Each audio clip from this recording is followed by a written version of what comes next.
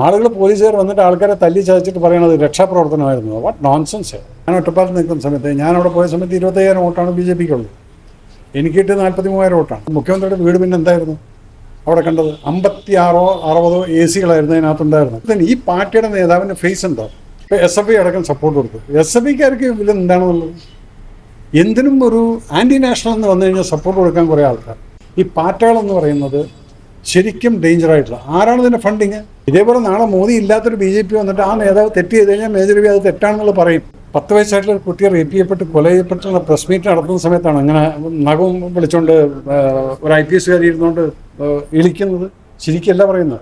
കാലം മറന്നു. പാർട്ടി ക്ലാസ്സുകളിൽ പറഞ്ഞു കൊടുക്കുന്ന നുണകൾ മാത്രം തലയിൽ കെട്ടിക്കൊണ്ട് നടന്ന് അത് വിശ്വസിക്കുന്ന ആളുകളിൽ നിന്ന് മാറിയിട്ടുണ്ട്. അതിലിപ്പോഴും കുറച്ചെണ്ണം അന്തമില്ലാതെ നടക്കുന്നവരുണ്ടായിരിക്കും. പക്ഷേ അതിൽ വിവരമുള്ളവരുണ്ട്. അവരാണെന്ന് ഇപ്പോൾ പിണറായി വിജയൻ അടക്കം പാർട്ടിക്കകത്ത് നിന്നുകൊണ്ട് ചോദ്യം ചെയ്യുന്നു. അപ്പോൾ വിവരം വയ്ക്കുന്നുണ്ട്.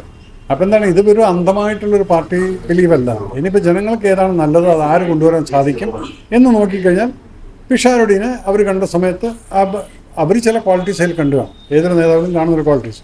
ഇപ്പോൾ ഞാൻ ഒറ്റപ്പാലത്ത് നിൽക്കുന്ന സമയത്ത്, ഞാൻ അവിടെ പോയ സമയത്ത് 25,000 വോട്ടാണ് BJPക്കുള്ളത്. എനിക്ക് കിട്ടിയത് 43,000 വോട്ടാണ്. അപ്പോൾ ഇത്രയും ഡിഫറൻസ് എന്നാൽ അത് മേജർ രവി എന്നുള്ളൊരു വ്യക്തി സമൂഹത്തിൽ ഉണ്ടാക്കിയിട്ടുള്ള ഒരു ഇംപ്രഷൻ, അതാണ് ഈ കിട്ടുന്നത്. അപ്പം അതുകൊണ്ട് ഇന്നിപ്പം രാഷ്ട്രീയം എന്ന് പറയുന്നത് ആളുകളെ നോക്കിക്കൊണ്ടാണ് ചെയ്യുന്നത്. അത് പലയിടത്തും കാണുന്നുണ്ട്. അപ്പോൾ അതുകൊണ്ട് നല്ലതിനാണ്. രാഷ്ട്രീയം വെറും അന്ധമായിട്ടുള്ളൊരു വിശ്വാസത്തിൽ കൂടെ പോകേണ്ടതല്ല രാഷ്ട്രീയം. ഇപ്പോഴത്തെ ഒരു കോക്രോച്ച് എന്ന് പറഞ്ഞൊരു പാർട്ടികൾ ഇറങ്ങിയിട്ടുണ്ട്. അതിനെക്കുറിച്ച് നിങ്ങളോട് നിങ്ങൾക്ക് എന്തറിയുമെന്ന് ചോദിച്ചു കഴിഞ്ഞാൽ നിങ്ങൾക്കൊന്നും അറിയില്ല. അവിടെ വന്നൊരു പെൺകുട്ടിയോട് ചോദിച്ചാൽ അവർക്ക് അറിയുന്നില്ല എന്താണെന്നുള്ളത്. അപ്പോൾ ഇതെന്താണെന്ന് വെച്ചാൽ കുറച്ച് ചെറുപ്പക്കാർ പണ്ട് ആം ആദ്മി പാർട്ടി എന്നും പറഞ്ഞുകൊണ്ട് മറ്റേ അരവിന്ദ് കെജ്രിവാൾ ആരെയാണ് മുന്നേ നിർത്തിയത്? അണ്ണാ ഹസാരെ മുന്നേ നിർത്തിക്കൊണ്ട് അദ്ദേഹത്തെ കൊണ്ട് സത്യാഗ്രഹം ചെയ്യിപ്പിച്ചുകൊണ്ട് ഈ മനുഷ്യൻ കള്ളത്തരം അന്നും ഉണ്ടായിരുന്നു ഇങ്ങനെ അറിയില്ല. അപ്പോൾ അതാണ് കറക്റ്റായിട്ട് അണ്ണാ ഹസാരെ നിർത്തിക്കൊണ്ട് ഇങ്ങനെ മുന്നിലേക്ക് വന്നു. അണ്ണാ ഹസാരെ സൈഡാക്കി മുഖ്യമന്ത്രിയായി. ചെല്ലുന്ന സമയത്ത് എന്താ പറഞ്ഞ്, എനിക്ക് ഒരു AC പോലും വേണ്ട എൻ്റെ വീട്ടിനകത്ത്. ഇല്ല, ഒരു AC ഞാൻ വയ്ക്കും. എന്നിട്ട് ആ വീട് മുഖ്യമന്ത്രിയുടെ വീട് പിന്നെ എന്തായിരുന്നു അവിടെ കണ്ടത്? 56 or 60 AC-കളായിരുന്നു അതിനകത്തുണ്ടായിരുന്നത്. പറയുന്ന എല്ലാവരും ചെയ്തിരിക്കുന്നു. അത് കഴിഞ്ഞപ്പോൾ അകത്തായില്ലേ. കാരണം എന്ന് വെച്ചാൽ കോട്ടാലയിൽ കുടുങ്ങി. അപ്പോൾ ആം ആദ്മി പാർട്ടി എന്ന ചൂല് പോലെ തന്നെ ജനങ്ങൾ ചൂലെടുത്ത് അടിച്ചങ്ങ് മാറ്റിക്കളയും. ഇത് തന്നെയാണ് ഈ പാർട്ടികൾക്കും വരാൻ സംഭവിക്കുന്നത്. എന്ത് ആൻറ്റി നാഷണലായിട്ട് സംസാരിക്കുന്നു അവിടെ അന്ധമായിട്ട് വിശ്വസിക്കുന്ന കുറച്ച് ചെറുപ്പക്കാർ പോകുന്നതാണ് ഏറ്റവും വലിയൊരു ഡേഞ്ചർ എന്ന് പറയുന്നത്. അവർ ഇന്ന് അവർക്ക് എന്താണ്, അവർക്ക് അവരുടെ ഫ്യൂച്ചറിനെയാണ് അവർ നോക്കുന്ന സമയത്ത് ഏതെങ്കിലും ഒരു തന്നെ ഈ പാർട്ടിയുടെ നേതാവിൻ്റെ ഫേസ് ഉണ്ടോ? അവിടെ വന്നിരുന്ന ഈ കൂടിയിരിക്കുന്ന ഏതോ 1,000-1,500 ആൾക്കാർ തമ്മിൽ ആർക്കും അറിയില്ല. അപ്പോൾ ഇതൊരു ഡേഞ്ചർ സൈനാണ്. ഏതെങ്കിലും ഒരുത്തന്നെ എവിടെയെങ്കിലും അമേരിക്കയിൽ നിന്നുകൊണ്ട് പൈസ പമ്പ് ചെയ്തുകൊണ്ട് ഇവിടുത്തെ ചെറുപ്പക്കാരെ വഴിതെറ്റിക്കാൻ സാധിക്കുമെങ്കിൽ അത് നമ്മുടെ രാഷ്ട്രത്തിൻ്റെ വലിയൊരു ഡേഞ്ചർ സിറ്റുവേഷനിലേക്കാണ് നമ്മൾ കൊണ്ടുപോകുന്നത്.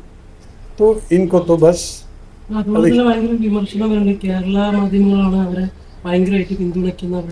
തന്നെയാണ് പറഞ്ഞത്. കേരള മാധ്യമത്തിന് മാധ്യമം എന്നുള്ള കേരളത്തിൻ്റെ ഒരു അവസ്ഥ എന്താണ്?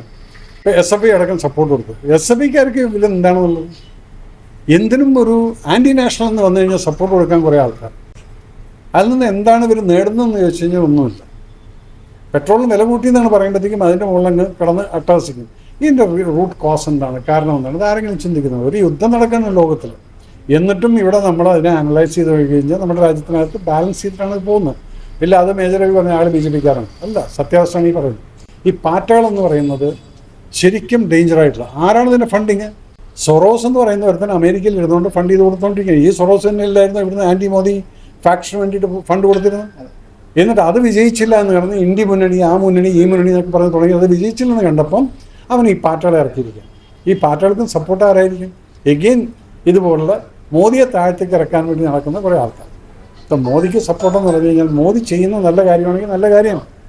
ഇതേപോലെ നാളെ മോദി ഇല്ലാത്തൊരു BJP വന്നിട്ട് ആ നേതാവ് തെറ്റ് ചെയ്ത് കഴിഞ്ഞാൽ മേജർ രവി അത് തെറ്റാണെന്നുള്ളത് പറയും. അപ്പം അതുകൊണ്ട് പാർട്ടികളെപ്പോലുള്ള ഒരു ഭയങ്കര ഡേഞ്ചറാണ്. അതിനെക്കുറിച്ച് ഞാനൊരു ഫേസ്ബുക്ക് ഏതായാലും ഒരു ലൈവിൽ ഞാൻ കയറുന്നുണ്ട്. നിങ്ങളെ കൃത്യമായിട്ട് ഞാൻ വിശദീകരിച്ചു തരാം അത് എന്താണ് ഈ നടക്കുന്നത്, എന്താണ് അതിൻ്റെ ഡേഞ്ചർ എന്നുള്ളത്. ഓക്കെ, അത്ര മതി. പുതിയ പാർട്ടി ജനറേഷന്റെ അത് പാർട്ടിയാണല്ലോ, ത്രെട്ടല്ല. യൂത്തിനെ ടോട്ടലി ഹിപ്നോട്ടൈസ് ചെയ്തിട്ട് കയറ്റാന്നുള്ളത്. ആം ആദ്മി പാർട്ടി എന്തായാലും അന്ധമായിട്ട് അങ്ങ് വിശ്വസിച്ച് കയറി. അണ്ണാ Hazare was A good person. പക്ഷെ അദ്ദേഹത്തെ മുൻനിർത്തിക്കൊണ്ട് പറയുന്ന കയറി വന്ന ആരായിരുന്നു? അതുപോലെ ആയിരിക്കും ഈ പാർട്ടിയെ മുൻനിർത്തിക്കൊണ്ട് ആരായിരിക്കും പറയുന്നത് വരുന്നു എന്നുള്ളത് നിങ്ങൾ കണ്ടറിയില്ല. ഏതിന്റെ TVK എന്ന് പറഞ്ഞാൽ അത് ആ ഒരു താരാരാധനയിൽ നിൽക്കുന്ന ആളുകളാണ്. അത് മദ്രാസിൻ്റെ ചരിത്രത്തിൽ MGR, ജയലളിത. പക്ഷെ അത് കേരളത്തിൽ നടക്കില്ല. കേരളത്തിൽ ഇത് ഓരോരോ ജിയോ പൊളിറ്റിക്കൽ സിനാരിയോ നോക്കിക്കഴിഞ്ഞാൽ തമിഴ്നാട്ടിൽ നടക്കും. കാരണം അവിടെയുള്ളൊരു താരാരാധന പണ്ട് മുതൽക്കുള്ളതാണ്. MGR തൊട്ടിട്ട് അതിൽ നിന്ന് കൺവേർഷൻ തുടങ്ങി കരുണാനിധി എഴുത്തുകാരൻ എന്നുള്ള രീതിയിൽ, ജയലളിത, അത് കഴിഞ്ഞ് ഇപ്പോൾ വിജയ്ക്ക് ഇഷ്ടംപോലെ ഫാൻസ് ഉണ്ട്. അവരുടെ ബ്രാഞ്ച് ഇപ്പോൾ കേരളത്തിലും വരും. പക്ഷെ ഇവരൊക്കെ ഭരിച്ച് കാണിക്കണം. വിജയ് ഇപ്പം കാണിക്കുന്നത് പെർഫെക്റ്റ്ലി ഓൾറൈറ്റ്. കാരണം ആ പോലീസ് ഒരു സ്ത്രീ, ഒരു റേപ്പ് ചെയ്യപ്പെട്ട ഒരു കുട്ടിയുടെ സിറ്റുവേഷൻ പറയുന്ന സമയത്ത് അവിടെ ഇരുന്ന് ചിരിച്ചുകൊണ്ടിരിക്കുന്നു. ചിരിക്കല്ല, ഇളിച്ചുകൊണ്ടിരിക്കുകയായിരുന്നു. ചോദിച്ചു കഴിഞ്ഞാൽ IPS എന്ന് പറയും. അതിനുള്ള കൃത്യമായിട്ടുള്ള ശിക്ഷ അവിടെ കൊടുത്തിട്ടുണ്ട്. നിങ്ങൾ ഏത് സിറ്റുവേഷനിൽ ചിരിക്കണം, ഏത് സിറ്റുവേഷനിൽ ചിരിക്കണ്ട.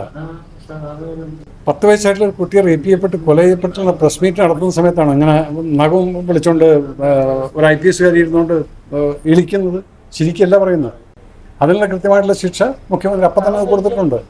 അതൊക്കെയാണ് നമ്മൾ നോക്കേണ്ടത്. അല്ലാതെ ഇവിടെ നിങ്ങൾ കഴിഞ്ഞ പിണറായി സർക്കാരിൻ്റെ സമയത്ത് ആളുകൾ, പോലീസുകാർ വന്നിട്ട് ആൾക്കാരെ തല്ലി ചതച്ചിട്ട് പറയണത് രക്ഷാപ്രവർത്തനമായിരുന്നു. What nonsense. ഇതൊക്കെ കഴിഞ്ഞു. കാരണം അതാണെന്ന് ഇപ്രാവശ്യം ഉത്തരം കൊടുത്തിരിക്കുന്നു.